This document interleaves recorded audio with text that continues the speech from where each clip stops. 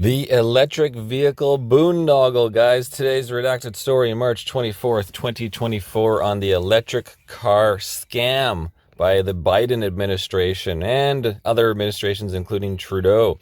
The Biden administration is pushing electric vehicle mandates, even though car dealers and manufacturers have begged them not to.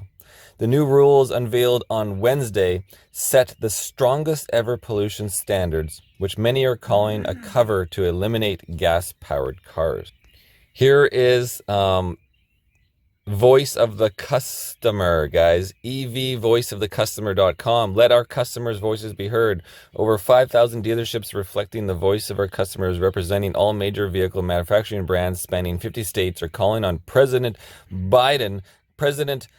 pedophile Joe Biden to hit the brakes on the proposed electric vehicle mandate. Add your dealership name to the letter using the form below.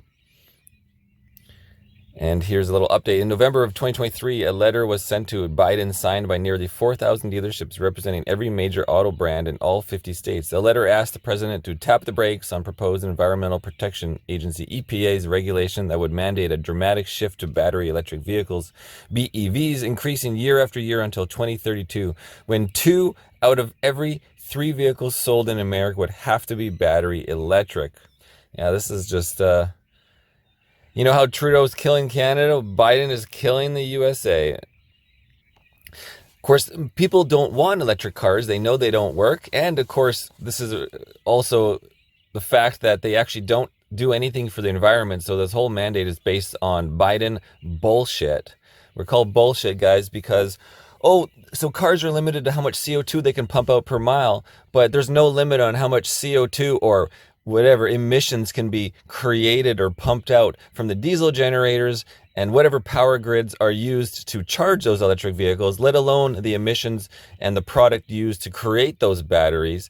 And then the fact that recycling those batteries over every 10 years is not into the equation whatsoever. However, the regulations still would require an increase in sales of electric vehicles that is far beyond the consumer interest we are experiencing at the dealership.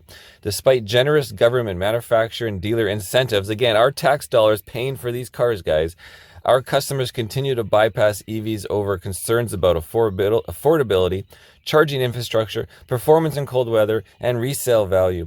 Worse still, the regulations spike in 2031-32 and revert to the unrealistic mandate that essentially requires that 2/3 of all vehicles be sold electric.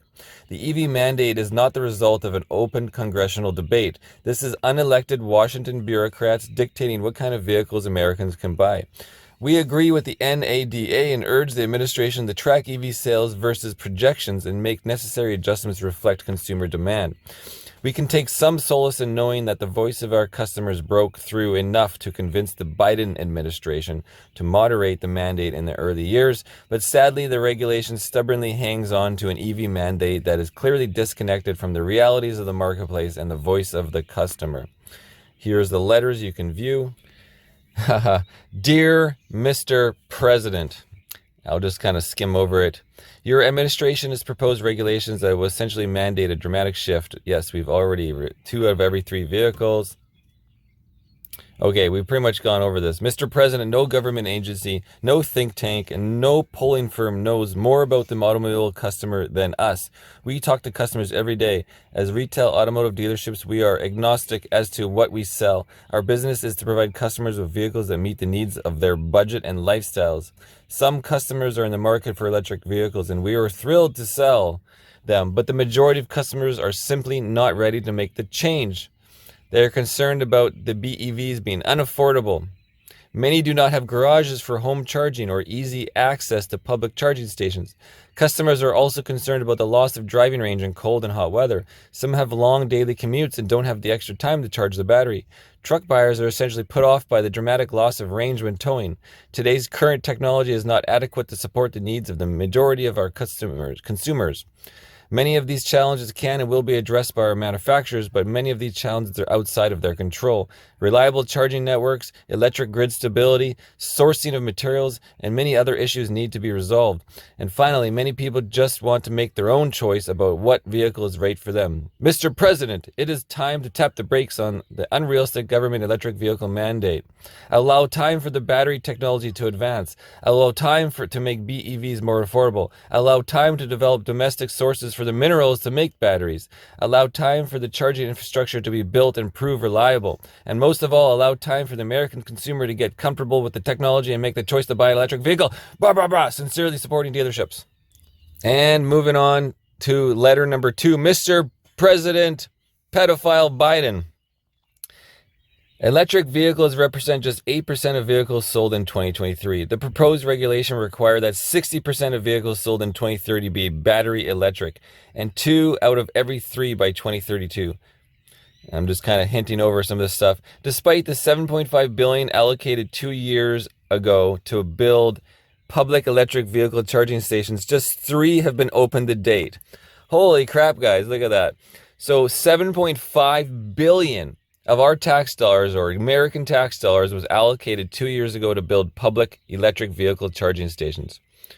I mean, that's why there's so many of these electric stations popping up in Summerland, BC.